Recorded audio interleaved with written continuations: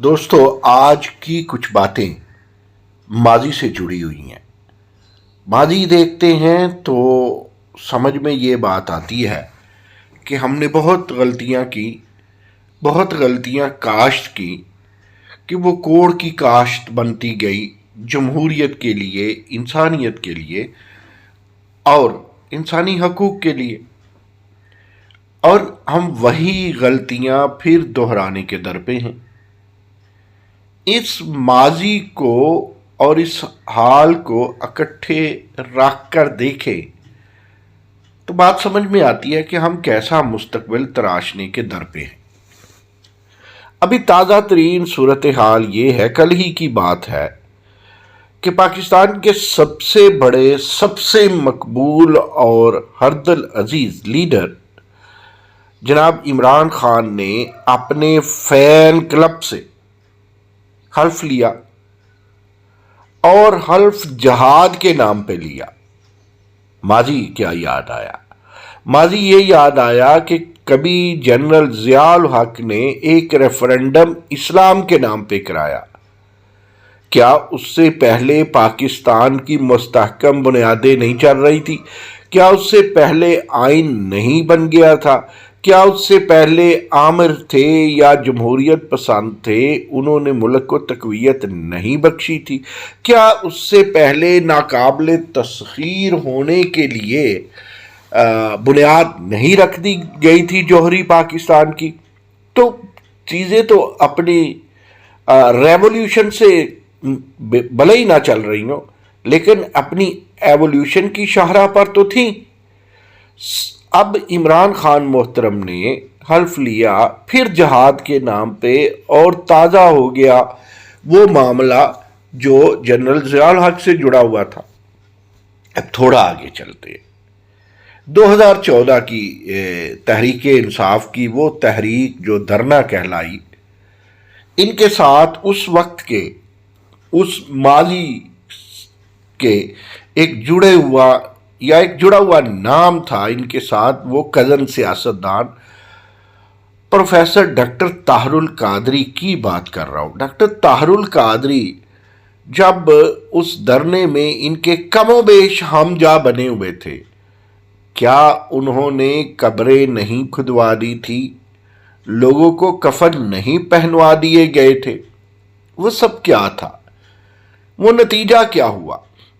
آج کا حلف جہاد کے نام پہ، اور اس نام پہ ایک عجیب و غریب پوسٹ ٹروتھ کو پھر جنم دیا جا رہا ہے، اور اس پوسٹ ٹروتھ جو بظاہر پوسٹ ٹروتھ ہے، جو پیش منظر پوسٹ ٹروتھ کا ہے، اس کے پس منظر میں گیس لائٹنگ ہے۔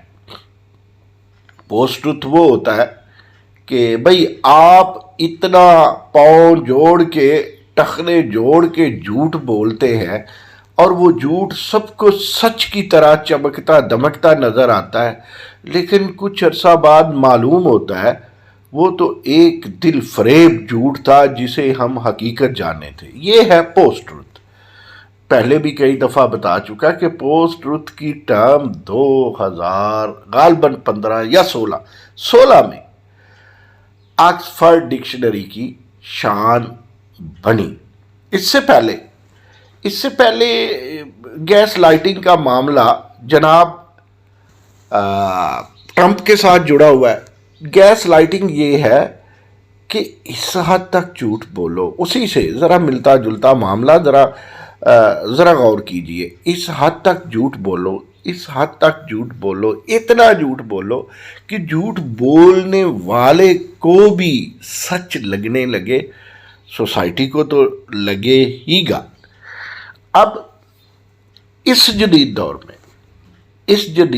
میں کیا یہ ساری دھوکہ دہی بہتر ہے؟ میں قطعی یہ نہیں کہتا کہ پی ڈی ایم کی حکومت نے شہد کی نہریں بہا دی یا دودھ کے دریا جو ہیں وہ باہر بہہ رہے ہیں، میں یہ بھی نہیں کہتا۔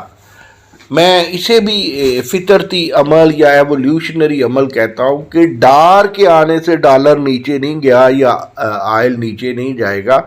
وہ ایک اتفاق ہے جو حسن اتفاق بنتا گیا اور بنتا جا رہا ہے۔ میں یہ بھی نہیں کہتا کہ پی ڈی ایم اور پی ڈی ایم میں پیپلز پارٹی یا مولانا فضل الرحمان کا نیچرل اتحاد ہے نا. میں یہ مانتا ہوں کہ بھلے ہی ماضی میں مساق جمہوریت تراشا جناب میاں نواز شریف اور محترمہ بے نظیر بھٹو میں، اور اس حد تک انڈرسٹینڈنگ ہو گئی ہے کہ پی ڈی ایم میں پیپلز پارٹی اور پی ایم ایل این کا کوئی بڑا فطری اتحاد ہے، ایسا قطعی نہیں ہے. ایسا بھی قطعی نہیں ہے کہ یہ آگے الیکشن کسی ایک نشان پہ لڑیں گے. نہیں، یہ تو ہو سکتا ہے کہ آپ کی سیٹ ایڈجسٹمنٹس ہو، کوئی بڑا الائنس نہیں بننے جا رہا. یہ وہ بات ہے جو پی ڈی ایم کے حوالے سے ایک حقیقت ہے، بلکہ ایک صداقت عامہ ہے. لیکن بات تو ان سب کی ہے نا. ابھی کل ہی سن لیجئے، کاف لیگ کے ایک محترم لیڈر ہیں، کامل علی آغا، سینیٹر بھی ہیں، وہ کہہ رہے تھے کہ وفاق میں مانگے تانگے کی حکومت ہے. ذرا غور کیجئے، دو قابل غور باتیں ہیں ان کی، اس کے بعد بات ختم کر دوں گا. معاف کیجئے گا. کامل علی آغا فرماتے ہیں کہ وفاق میں مانگے تانگے کی حکومت ہے. اجی چلے مان لیجئے، لیکن پنجاب میں 10 سیٹوں والے عدالتی وزیر اعلیٰ پرویز لائی جو انہی کی پارٹی کاف لیگ کے ہیں، کیا پنجاب میں ان کی اپنی جینون حکومت ہے؟ سب نظریہ ضرورت چل رہا ہے. نظریہ ضرورت اپنی شکلیں بدل لیتا ہے. امیبائڈ موومنٹ ہے نظریہ ضرورت کی. یہ نظریہ ضرورت این آر او کا کزن بنتا چلا جا رہا ہے، بلکہ بن چکا ہے، بلکہ بھائی بن چکا ہے. کزن شپ کا رشتہ شاید دور کا رشتہ ہے. اب این آر او میں اور نظریہ ضرورت میں خون کا رشتہ ہو گیا، لہو کا رشتہ ہو گیا. اب ججوں میں اور نظریہ ضرورت میں بھی لہو کا رشتہ ہو گیا. اب اسٹیبلشمنٹ میں اور نظریہ ضرورت میں بھی لہو کا رشتہ ہو گیا. لیکن سوال یہ پیدا ہوتا ہے کہ کیا یہ وہ علم ہے جو حکمت کے ساتھ چل رہا ہے؟ اس کا تو مستقبل جواب دے گا. لیکن اتنا ضرور کہنا ہے کہ جب تک ہماری قیادت نے گیس لائٹنگ نہ چھوڑی، اور جب تک ہماری قیادت نے پوسٹ ٹروتھ سے جان نہ چھڑائی، اور جب تک ہمارے عوام نے ایک کسوٹی نہ بنائی جس میں لوگوں کے جھوٹ اور سچ پرکھے جا سکے، جب تک ہمارے عوام بتوں کی پوجا پرستش کرتے رہیں گے. یار، بتوں کی پوجا پرستش کا مطلب ایک ہی ہوتا ہے، جھوٹ کی پوجا پرستش. یہ جھوٹ کی پوجا اور پرستش کبھی قوموں کو آگے نہیں جانے دیتی. جاتے جاتے ایک بات بتاؤں، آپ 50 سال پیچھے چلے جائیے. 50 سال پیچھے آپ کو بیل گاڑیاں ملیں گی، کنواں ملے گا، چلتا ہوا کنواں ملے گا، ہل ملے گا، بیل ملے گا. آپ کو چکی ملے گی پتھر کی جس سے آپ گندم پیستے، جو پیستے ہیں. آپ کو وہ سارے امیجز ملیں گے، وہ ساری چیزیں ملیں گی جن کی عمر جو اس وقت زندگی کی پلاٹینم جوبلی انجوائے کر رہے ہیں، یا جو زندگی کی گولڈن جوبلی سے اوپر انجوائے کر رہے ہیں، ان سب کو ان چیزوں کا پتہ ہے.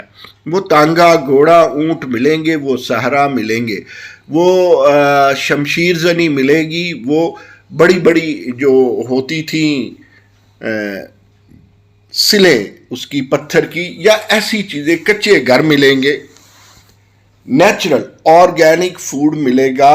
زندگی کے چیلنجز کی انتہا ملے گی. آج سے 50 سال پہلے کو آپ رفتہ رفتہ نوح علیہ السلام اور آدم علیہ السلام تک لیتے جائیں تو آپ کو اس طرح کے ملی جلی افینٹیز ملیں گی، گھر کے سٹائل وہ ملیں گے. تو لیکن 50 سال کے بعد آئیے، زندگی بدل دی. پہلے کہتے تھے بڑی دریافت پہیا ہے، اور پہیے کے بعد کہا گیا کہ سب سے بڑی دریافت بجلی ہے، اور بجلی کے بعد کہا گیا سب سے بڑی دریافت کمپیوٹر ہے. تو ان 50 سالوں میں اتنی تیزی سے تبدیلی آئی، اور ان 50 سالوں کی اس تیزی سے آنے والی تبدیلی کو تیزی سے لیا ہی نہیں گیا.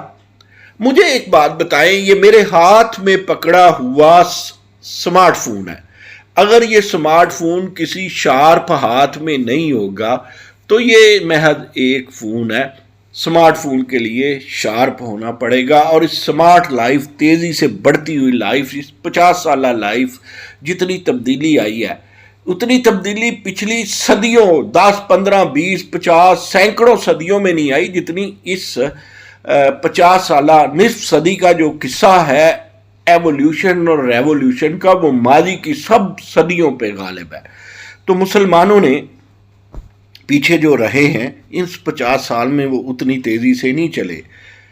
ہمیں نوبل لاریٹ نہیں ملے اور ہم نے الزام لگا دیا کہ یہود و نصارہ ہمیں آگے نہیں آنے دیتے. ارے یار، کامیابی قدم چومتی ہے، قدموں میں رینگتی ہے. اگر کوئی محنت کرتا ہو، میں تو کہا کرتا ہوں دیر از نو آلٹرنیٹو ٹو ہارڈ ورک.